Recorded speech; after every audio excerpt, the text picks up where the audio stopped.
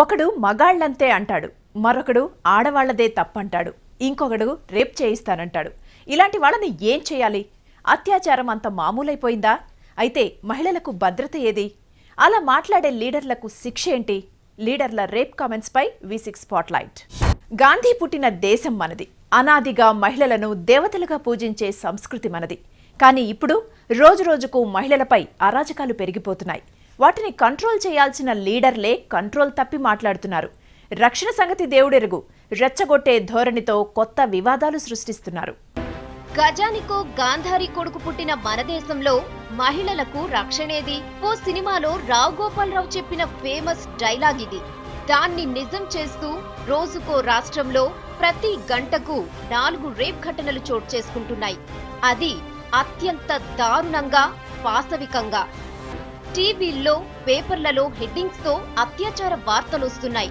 ఉదయం లేస్తే అలాంటి వార్తలు చూడకుండా ఉండని సమాజం మనది. అత్యాచారం చేయడం, కర్కశంగా హత్య చేయడం, బతికుండగానే బురేసిన ఘటనలు, పెట్రోల్ పోసి తగలపెట్టిన సంఘటనలు ఊహిస్తేనే ఒళ్ళు గగుర్పొడిచేలా దారుణంగా రెచ్చిపోతున్నారు రేపిస్టులు.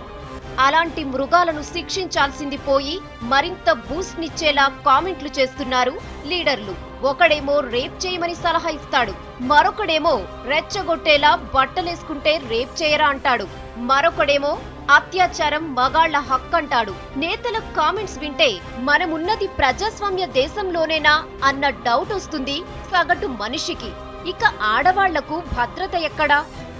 రేపిస్టులను కఠినంగా శిక్షించేందుకు నిర్భయ చట్టం అమల్లోకొచ్చినా అత్యాచారాలకు అడ్డు అదుపు లేకుండా పోతోంది. రోజుకు సగటున 93 మంది మహిళలు అత్యాచారానికి గురవుతున్నట్టు నేషనల్ క్రైమ్ రికార్డ్స్ బ్యూరో లెక్కలు చెబుతున్నాయి. 2012లో 24,000 అత్యాచారాలు జరిగితే 2013లో వాటి సంఖ్య 34,000కు పెరిగింది. గతేడాది ఏప్రిల్ 3న నిర్భయ చట్టం అమల్లోకొచ్చింది. అది వచ్చినా అత్యాచార ఘటనల సంఖ్య పెరుగుతూనే ఉంది. దానికి మన లీడర్ల వ్యాఖ్యలు ఓ కారణమేనన్నది నిపుణుల అభిప్రాయం. 2012లో ఢిల్లీలో 585 అత్యాచార కేసులు నమోదయ్యాయి. 2013లో వాటి సంఖ్య 1,441కి పెరిగింది. ఏడాదిలోనే కేసులు రెట్టింపు కావడం అందర్నీ ఆందోళనకు గురిచేస్తోంది. దేశంలో మహిళలకు భద్రత లేని నగరాల్లో ఢిల్లీ ఫస్ట్ ప్లేస్ లో ఉంది. ఆ తరువాత ముంబై, జైపూర్, పూణే ఉన్నాయి. तीन लड़के हैं, गलती हो जाती है तो तीन को भी फांसी दे दी बम्बई में.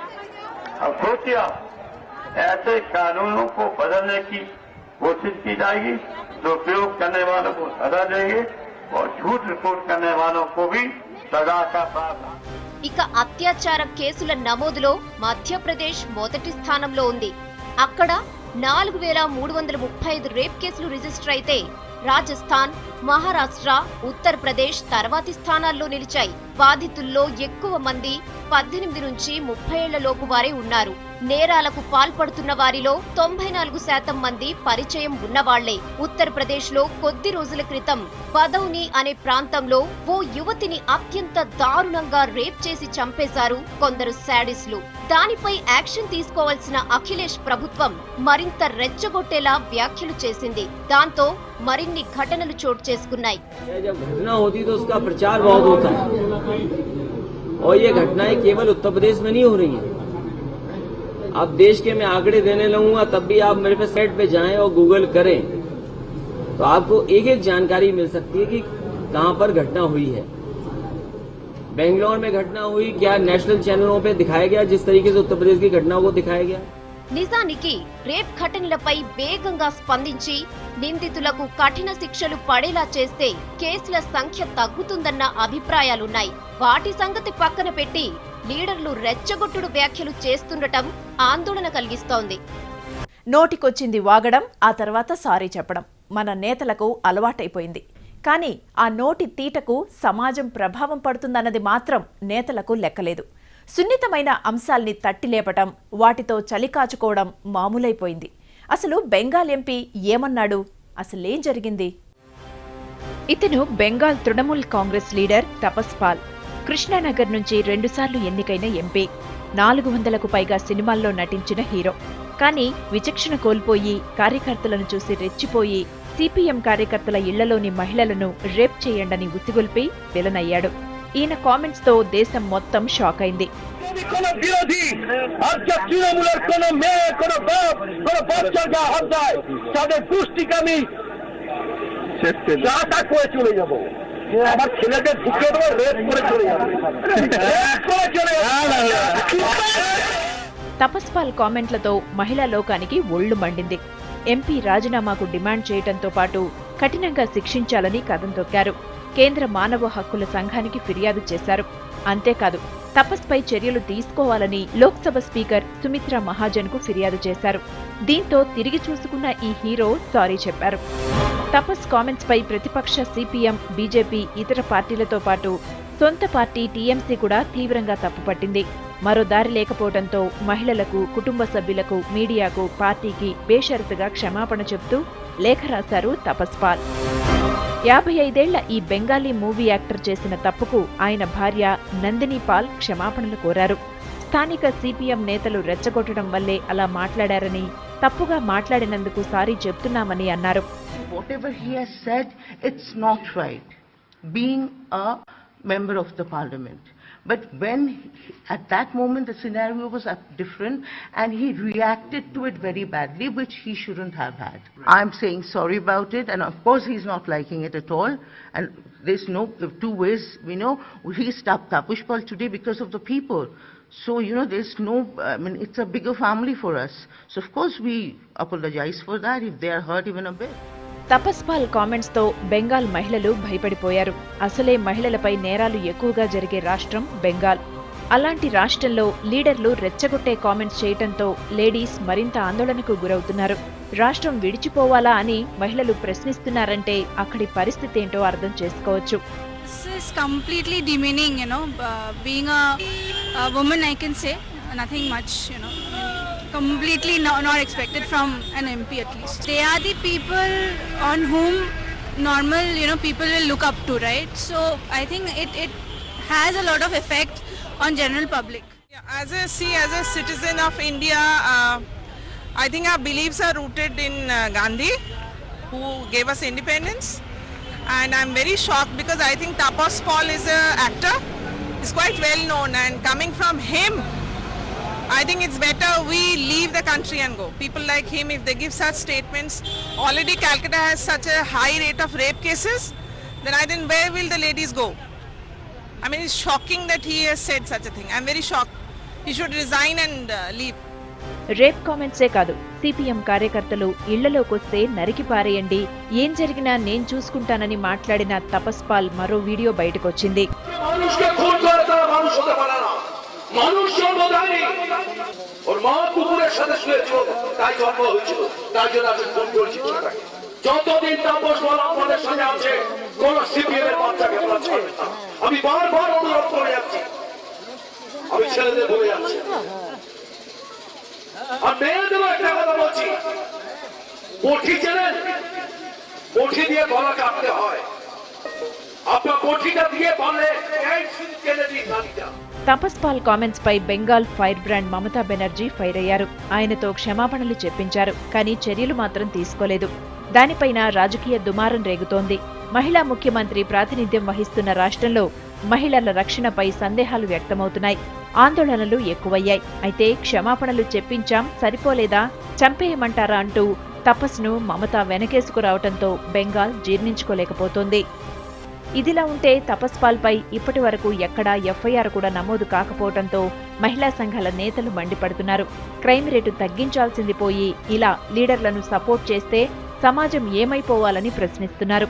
पति और लोकसभा की सदस्य को इस पर फैसला लेकर उनको सदन से बाहर कर देना चाहिए, और अगर वो करने में असफल हैं तो मेरी मांग है कि सुप्रीम कोर्ट के मुख्य न्यायाधीश इसे सुओ मोटो केस लेकर के 2 महीने के अंदर फास्ट ट्रैक के अंदर करके एक सजा देकर नजीर पैदा कर दें, ताकि बलात्कारी बलात्कार करने और इस तरह के अपशब्दों को प्रयोग करने महिलाओं के खिलाफ कांप उठे। मैं सोचती हूँ उनके खिलाफ सख्त कार्रवाई होनी चाहिए। उनको सबसे पहले तो बर्खास्त करना चाहिए, केस का इन्वेस्टिगेशन होना चाहिए। और मुझे अफसोस इस बात का है कि अभी तक उनके खिलाफ कोई एफआईआर क्यों नहीं हुई। రేప్ కామెంట్స్ కొందరు లీడర్లకు పొలిటికల్ మైలేజ్ పెంచుకునేందుకు పనికొస్తున్నాయి. కానీ వాటితో మహిళల్లో మరింత అభద్రతా భావం పెరుగుతోంది. అత్యాచారం, రేప్, గ్యాంగ్ రేప్ ఈ మధ్య మీడియాలో బాగా నానుతున్న పదాలివి. ఓ అమ్మాయి దారుణానికి గురైతే మామూలేగా అని మర్చిపోవడం అందరి వంతైంది. వాటిని ఖండించాల్సి, రక్షణగా నిలవాల్సిన నేతలు అదేదో రోజూ జరిగే ఐటెంగా ట్రీట్ చేస్తున్నారు. దానికి తగ్గట్టే కామెంట్లు చేస్తున్నారు. రేప్ ఘటనలపై మన నేతలేమన్నారో ఓసారి చూద్దాం. ఈ కామెంట్స్ చూసారా? అత్యాచారాలంటే లీడర్లకు ఎంత సిల్లీగా కనిపిస్తున్నాయో. ఓవైపు వీటిని తలుచుకుంటేనే ఆడవాళ్ల వెన్నులో వణుకు పుడుతోంది, కుటుంబం మొత్తం కదిలిపోతోంది. కానీ ఈ సో కాల్డ్ లీడర్స్ కి మాత్రం అత్యాచారాలు దారుణంగా కనిపించడం లేదు. అందుకే సిల్లీ కామెంట్స్ చేస్తున్నారు. నిర్భయ ఘటనపై స్పందించిన మాజీ Maratha home minister RR Patil silly comments చేశారు. సెక్స్ సినిమాలు, సెమీ న్యూడ్ ఫోటోలే నిందితులను రెచ్చగొట్టాయన్నది పాటిల్ విశ్లేషణ. దానిపై దుమారం రేగడంతో సారీ చెప్పి ఎస్కేప్ అయ్యారు. ఇక ఛత్తీస్గఢ్ మాజీ హోంమంత్రి రామ్ సేవక్ అత్యాచారాలు ఎవరూ కావాలని చెయ్యరని, అవి యాక్సిడెంటల్ గా జరిగిపోతాయని విశ్లేషించారు. ఇక ఎన్నికలకు ముందు ఉత్తరప్రదేశ్ పెద్దాయన ములాయం సింగ్ ఘాటు వ్యాఖ్యలే చేశారు. అబ్బాయి అమ్మాయి కలిసి ఉన్నప్పుడు ఏం కాదు, అదే తేడాలొస్తే మాత్రం అమ్మాయి ఫిర్యాదు చేస్తుంది. అంత మాత్రాన రేప్ జరిగినట్ట? రేప్ చేస్తే అబ్బాయిలను ఉరితీస్తారా? అబ్బాయిలంటే అబ్బాయిలే, వాళ్ళుండేది తప్పులు చేసేందుకే అని సమర్థించారు. తండ్రి ములాయం కామెంట్స్ పై దేశవ్యాప్తంగా దుమారం రేగింది. వాటిని అఖిలేష్ యాదవ్ వెనుకేసుకొచ్చారు. అత్యాచారాలు ఒక్క యూపీలోనే జరుగుతున్నాయా? మిగతా రాష్ట్రాల్లో జరగట్లేదా? కావాలంటే గూగుల్లో చూసుకోండి. నాన్న మాట్లాడిన దాంట్లో తప్పేంటని ఎదురు ప్రశ్నించారు. అంతేకాదు, బదౌని ఘటనపై ఓ మహిళా జర్నలిస్ట్ ప్రశ్నిస్తే నువ్వు సేఫ్ గానే ఉన్నావు కదా, నీకేం జరగలేదు కదా, రక్షణ లేకపోవడం ఏంటని సిల్లీగా మాట్లాడారు అఖిలేష్. ఇక మరో సమాజ్వాదీ నేత అబు అజ్మీ కూడా ఇలాంటి కామెంట్సే చేశారు. అమ్మాయిల ఎక్స్పోజింగ్ అత్యాచారాలకు కారణమన్నది ఆయన అనాలిసిస్. గ్రామాల్లో అమ్మాయిలు బాయ్ ఫ్రెండ్స్ కోసం వెంపర్లాడరు, సిటీలోనే అలాంటి కల్చర్ ఉంటుంది. అసలు బాయ్ ఫ్రెండ్స్ తో తిరగాల్సిన అవసరం ఏంటి? అలా చేస్తే రేపులు జరగమా అంటూ కామెంట్ చేశారు అబు అజ్మీ. అత్యాచారాలకు కారణం ఫాస్ట్ ఫుడ్ కల్చర్ అని విశ్లేషించారు హర్యానా కాపు పంచాయతీ నేత జితేందర్ చత్తార్. ఫాస్ట్ ఫుడ్ లో వాడే ఇంగ్రీడియంట్స్ అత్యాచారాలకు ప్రేరేపిస్తున్నాయన్నది చత్తార్ చెప్పిన కథ. ఇక ఛత్తీస్గఢ్ కు చెందిన మరో మాజీ హోంమంత్రి నాన్కీరామ్ కన్వర్ మరింత సిల్లీ కామెంట్స్ చేశారు. గ్రహచారం బాగా లేకపోతే అత్యాచారాలు జరుగుతాయని, ఎవరిపై రేప్ జరుగుతుందో జ్యోతిష్యులకు ముందే తెలుస్తుందని కామెంట్ చేశారు. నిర్భయ ఘటనలో నిందితుల తరపున వాదించిన లాయర్ మనోహర్ లాల్ శర్మ కూడా అత్యాచారాలపై అర్థం లేని వాదనలు వినిపించారు. నిర్భయ ఘటనకు బాధ్యుడు ఆమె బాయ్ ఫ్రెండేనని, అసలు అర్ధరాత్రి రోడ్లపై ఏ రిలేషన్ లేని వ్యక్తితో తిరగడం ఏంటని ప్రశ్నించారు. నిర్భయదే తప్పని వాదించారు. తన కూతురు అలా చేసుంటే చంపేసేవాడినని సమర్థించుకోవడం లాయర్కే చెల్లింది. ఇక తనకు తాను ఆధ్యాత్మిక గురువుగా ప్రకటించుకున్న ఆసారాం బాపు కూడా నిర్భయ ఘటనపై సిల్లీ కామెంట్స్ చేశారు. ఘటన జరుగుతున్నప్పుడు కామాంధుల్ని వేడుకుని ఉంటే, దేవుణ్ణి ప్రార్థించి ఉంటే దారుణం జరిగేది కాదని విశ్లేషించారు. మన దేశంలో వాక్ స్వాతంత్రం ఎక్కువ. ఎవరికి ఏమనిపిస్తే అది మాట్లాడేయచ్చు. దానివల్ల సమాజంపై పడే ప్రభావానికి వాళ్ళు బాధ్యులు కారు. వాళ్ళపై చర్యలు కూడా ఉండవు.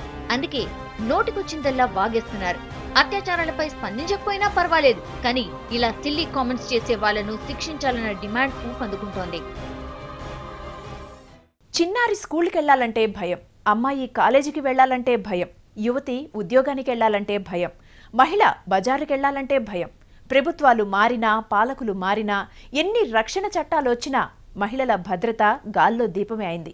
లీడర్లు తీసుకునే యాక్షన్స్తోనైనా పరిస్థితిలో మార్పు వస్తుందనుకుంటే వాళ్లే సిల్లీ కామెంట్స్ చేస్తుండడం ఆందోళన కలిగిస్తోంది. అసలు నేతలు ఏం చేయాలి? అత్యాచార ఘటనలు రోజురోజుకు పెరుగుతున్నాయి.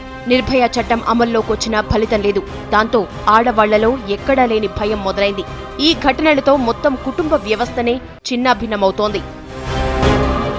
అమ్మాయిల్ని ఒంటరిగా బయటికి పంపించే పరిస్థితి లేదు. అలాగని ఒంటరిగా ఇళ్లల్లో ఉంచటానికి వీల్లేని పరిస్థితులు ఏర్పడ్డాయి. నిజానికి సొసైటీలో ఇంతటి అభద్రతా భావం అవసరమా? దీనికి నేతలు సమాధానం చెప్పాలి. భద్రత కల్పించలేని వ్యవస్థను ప్రక్షాళన చేయాలి. నోటికొచ్చినట్లు మాట్లాడటం మానేసి రక్షణ కల్పించే చర్యలను కఠినంగా అమలు చేయాలి. అత్యాచారాలకు అడ్డుకట్ట వేయాల్సిన వ్యవస్థ అడ్డగోలుగా తయారైంది. నెలల తరబడి సాగే దర్యాప్తులు, శిక్షలు పడని కేసులు, కళ్ల ముందే సాక్ష్యాలుంటాయి. నిందితులు కాలర్ ఎగరేసుకుని తిరుగుతూ ఉంటారు. అయినా సరే దర్యాప్తు, సాక్ష్యాల పేరుతో నాంచటం మరిన్ని అత్యాచారాలకు అవకాశమిస్తోంది. ఒకవేళ నిందితులకు శిక్షలు పడ్డా బెయిల్పై బయటికొచ్చే బడుద్దాయిలకు లెక్కే లేదు. ఇలా చెప్పుకుంటూ పోతే ఎన్నో లొసుగులు, మరెన్నో కొర్రీలు. వాటన్నింటికీ ఫుల్ స్టాప్ పెట్టాలని కోరుతోంది మహిళా లోకం. పాత చట్టాల బూజు దులిపి కొత్త చట్టాలకు పదును పెట్టాలి.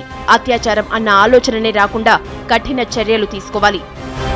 ఇకనైనా పాలకుల తీరు మారాలి. చట్టాలను టైట్ చేయాలి. నిందితులకు శిక్షల్ని వేగంగా అమలు చేయాలి. సెక్షన్స్ ఉండేది నేరాల్ని కంట్రోల్ చేసేందుకే. వాటిని సవరించేందుకు పాలకులు ముందడుగు వేయాలి. ఓట్ల రాజకీయాల కోసం ఇష్టారాజ్యంగా రెచ్చగొడుతున్నారు నేతలు. రేప్ చేస్తే కఠినంగా శిక్షించాలంటోంది చట్టం. దాన్ని పక్కన పెట్టి అత్యాచారాలకు ఊతమిచ్చేలా కామెంట్లు చేసే నేతలను ఏమనాలి? ఇకనైనా చవకబారు కామెంట్లు చేయడం మానుకోవాలి. లేకపోతే మరో నిర్భయ ఉద్యమం వచ్చినా ఆశ్చర్యం లేదు. ఇది V6 స్పాట్లైట్.